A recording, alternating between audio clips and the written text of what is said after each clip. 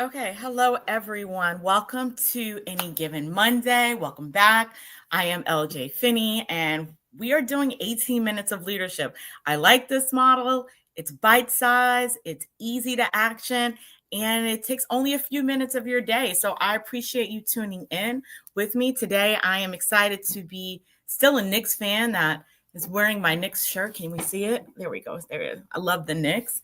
And they are in the playoffs. And as a New Yorker, you have to appreciate these moments. And if anything, being a Knicks fan teaches you its resilience, and it's showing up, and it is also perseverance, and dedication, and that's what we need for our business. So this month is May. It is Small Business Month. It is also Mental Health Awareness Month, and today, we're going to tackle some very specific topics. I love making the parallel to golf. I said I wouldn't do that on any given Monday, but it is part of my brand. It's part of my ethos. And quite honestly, I just enjoy it tremendously. And until that changes, here we are. And I will continue to share the gems of wisdom that I've learned through golf that have allowed me this space to have this forum. So today, we are tackling one of the most important aspects of entrepreneurship, and that is mental resilience and accountability. Every entrepreneur, whether you're scaling a startup or you're leading a growing business, you will face self-doubt and uncertainty and pressure. And the question is not whether or not you'll experience setbacks. The question is how you will respond to them. So for today, what we're going to focus on, whether you believe you will fail or win, both are going to be true. Your mindset will determine the outcome. Resilience is not about avoiding the failure. It's about learning from it. And accountability is going to be the foundation for success. And others cannot hold you accountable. You have to hold yourself accountable. It's nice to have peer groups to support you, to remind you of the accountability that you have set for yourself. But ultimately, that's an inside job. And only you can decide how successful you want to be, whether it's in golf, whether it's in business, whether it's in life, whether it's for a health goal. It's on you. And when you think about health goals, I'll take a step back because I remember we just celebrated Mother's Day. So happy Mother's Day for everyone that has children or that are aunties or caregivers. And for those that lost their mothers, send you some special love today. But when you think about accountability, I think about a story, a personal story, my grandmother being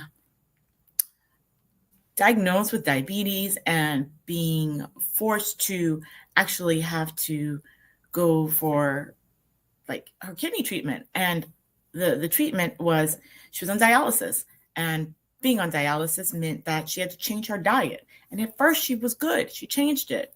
And then she quickly reverted back to her old eating habits. And I always wondered what would have made, we had the list, what would have made her more successful. I believe peer accountability, and not just having us as family, but also having other people to talk to about the challenges of making a different decision every day, how difficult that really was, and how you really have to alter your life and have support externally. So peer support can be very powerful in transforming and impacting outcomes. I am a believer in peer support with coaching, with small business ownership, with just shared learning. It is easier for you to learn from another business owner that has been where you are, that has the tools or has built up the experience to get where you're going. And the same is true for golf.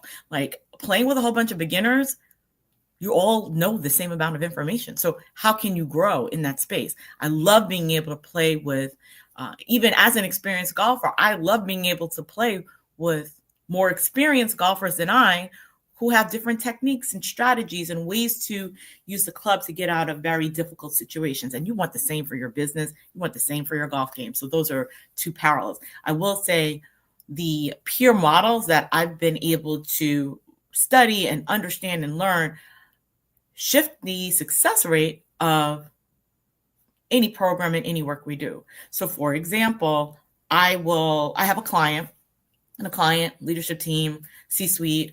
Um, they have coaching, we do disc training, we do a number of things. But what has been the most successful in them shifting the culture of their organization has been the shared accountability that they have with one another. Yes, I do the one-on-one coaching, but the group coaching and allowing them to share what their challenges are, whether it's with their senior leader, the CEO, or whether it's with the supporting staff or the individuals that work under them. They get to exchange how they're solving problems, and that leads to greater success. With business owners, why I love facilitating technical assistance through peer groups, because one challenge that you may face, someone else is facing, and your ability to share that resource and information and how you solved it can also help impact the other person. So I digress. Accountability is an inside job. I've shared that multiple times, and I will continue with that. As we recognize Small Business Month, we're going to celebrate those who choose the path, knowing the risk, knowing that the paycheck may not be consistent, the insurance may not be as good, but in Mental Health Awareness Month, it reminds us that sustainability and sustaining success, it requires well-being, being intentional, and not just your strategy. So let's dig in a little bit more. We're going to first talk about the mental strain of entrepreneurship. It's the expectation that you always have to be on and perform. Yesterday was Mother's Day, and I still needed to send some emails, but I also needed to prioritize being around my family because that is good for my mental health. Most times when we're not debating something. But the pressure that comes with an entrepreneur is always being on. There is the fear of failure, and if you don't do it, it won't get done. There are the concerns that when things are going well, when is this going to end? So we also have this doomsday mentality. We doomsday scroll. So we have to unlearn that. And then it's decision fatigue. Like, I enjoy wearing very basic black, gray, and tan because I don't feel like making the decision around certain things. I do care, but I'm trying to reduce the number of decisions I make. So automated processes save me time. Having an admin to send out emails, please respond to the email that my admin sends if you receive it, because we've worked to ensure that our process is good. I digress. Having processes saves you time. It reduces the decision fatigue. I mean, I have a process, even on the golf course. I decided that I'm going to make the parallel for all of your benefit and enjoyment. What is my process? I check the yardage, and I know exactly which club to choose during that time because I go to the range and I practice and assess my distances. I now have a new gadget, and I don't know if anyone shared this, but it's called Arcos. See that? Arcos, this is just a paper, but Arcos tracks my distance on every club so that the assessment and the assumption that I'm making about the distance of the club, that I can just be more efficient and play even more accurate, a more precise golf. So for example, I'm 120 yards out. Which club do I tend to hit that distance? Not what is the rating and not what should it be, but what do I actually do? Life will be so much greater for you if you can just lean into what you actually do versus what you should do. And the same is true for others in your community. Not what should they do, what are they doing? Base it on that. But what separates leaders from who actually sustain the success from those who crash out and burn, they build accountability systems, operations process. They delegate well, so they're not taking ownership of everything. They redefine their mindset around failure. It's not a failure. It's a learning opportunity, more input for you to make better decisions. I challenge you not to make the same decision because that is probably the definition of insanity. However, they prioritize making a different decision, being self-aware and seeing where the failure and what the failure points are, not just seeing it and saying, I got out of that and it was great, but more so, where can I improve and what can I do? Not putting it externally. It failed because of they or them or that. It failed because of maybe a decision I made, or maybe that's just the way that the stars aligned and a series of things like COVID or a whole pandemic impacted our ability to be resilient. Some things are just unknowns, but how do you pivot and adjust? And then they prioritize mental clarity. I can say there are so many scenarios when you are overwhelmed, you are not going to make the best decision. How do you prioritize your mental state before making the decision, and not responding out of emotion and not responding out of historic trauma, like this person doesn't pay, so therefore I assume that no one pays. That's not always the truth. I will say, having been a subcontractor in many or more contracts than being the prime, the lesson that I learned is that transparency is helpful. And if people don't want to be transparent with you, then you probably shouldn't trust them. And if you have contracts and you have information and it is enforceable, be best friends with your lawyer so that you don't have to fight that battle. You say, this is what the contract said. This is the agreement. It's not emotional. It's not personal. It's business. And where you can be amenable or flexible, then be that. But also know that the mental clarity that comes with knowing what you deserve, knowing what you stated, and having integrity in those moments will save you the frustration of driving yourself crazy. And that's not really a good word, but I'd say really taking away from the mental clarity that you might have. So why is golf a powerful parallel for me? Golf is a parallel to this mental clarity and journey for me because I get to be outside. I get to be one with nature. You can do it running, you can do it walking. But for me, it's also about being able to make very simple decisions and repeating a task. And it teaches me patience, adaptability, and to trust my process and not to get overwhelmed with the things happening around me. When we think about mental resilience, it forces you to slow down. Golf forces you to reset and just refocus. Walking does the same for me. So I do one or two of those things. If I don't have the time for golf, then I will take a walk outdoors and just be one with nature. Most entrepreneurs struggle with three things. Overthinking. We overthink everything and we get stuck in analysis paralysis. Sometimes just doing the thing or taking one step forward can save you a lot of frustration and creating this big solution for a very small problem that needed a small solution. Fear of setbacks. We're often wanting to control every outcome. We need to make sure that this got here.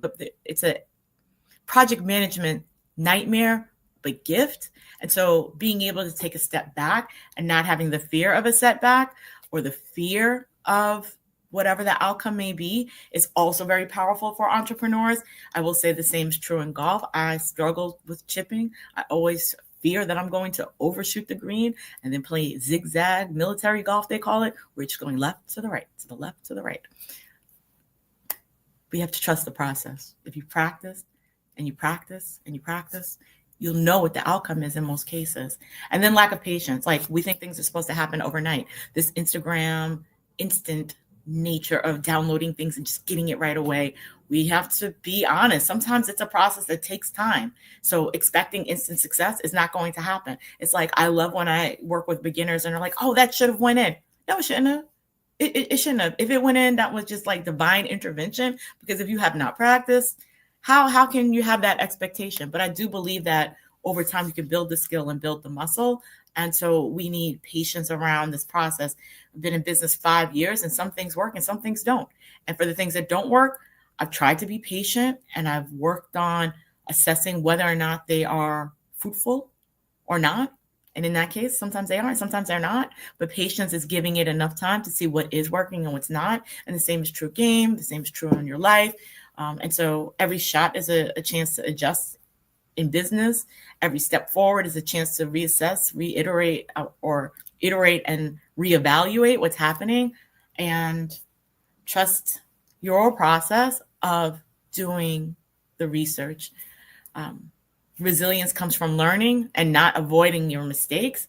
And that really is the conversation around our leadership theme for this conversation.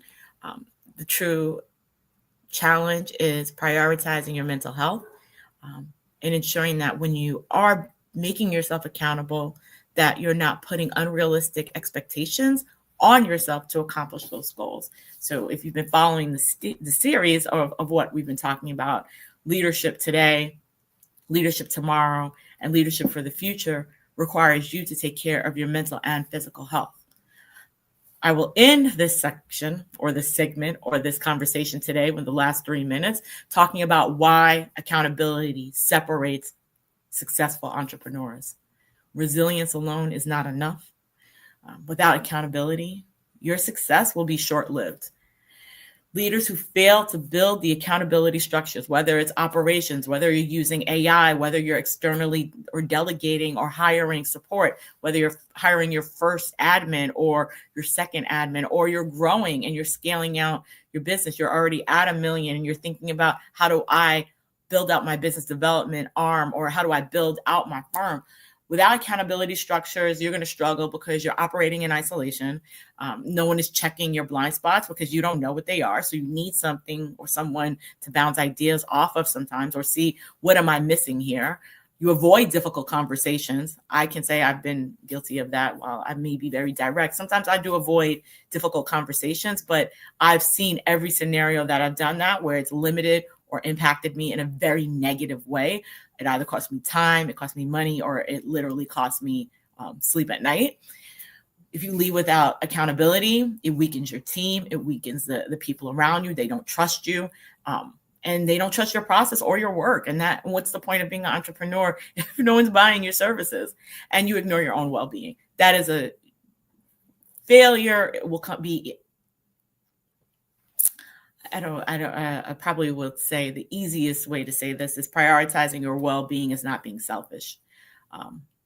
If you push forward without the personal discipline of taking care of yourself, mentally, emotionally, spiritually, physically, then you are more likely to burn out. And that's also a recipe for disaster. And it will separate you from other successful entrepreneurs. And it will limit your ability to grow your firm, because everything will be on you, and then you will become the bottleneck. So your call to action for today: identify one thing that is holding you back. What needs to change? How will you prioritize your mental health today? How will you prioritize your physical health as well? And then thinking about what does this look like? One thing that needs to change. Find an accountability partner or a coach to challenge you, to level up. I promise you, I will challenge you. But the coaching component is not to tell you what to do. It is to hold you accountable to the things that you set for yourself. And then ask yourself, are you leading with discipline, or are you just reacting to the pressure or reacting to all the deadlines and you feel very scrambled? Discipline is organized. Discipline is not chaotic. Discipline is, I do this, and it's structure. If today's conversation is resonating with you and you're looking for a powerful way to redefine your leadership, your accountability, and your resilience, consider one of our executive retreats. Consider some of our team or individual coaching. It's designed for exactly that. And I will say that next week, we're going to talk to someone else we're going to bring in a guest, and we're going to talk about just overall mental wellness and finding tools and ways to improve your life and your business and the strategies. You want to be well, you have to treat yourself well. And with that, I'm going to let you go. Thank you for joining us on another episode of Any Given Monday. And I feel like we'll see you again next week, because we're doing it week to week, 18 minutes. Keep it simple. Thank you for joining.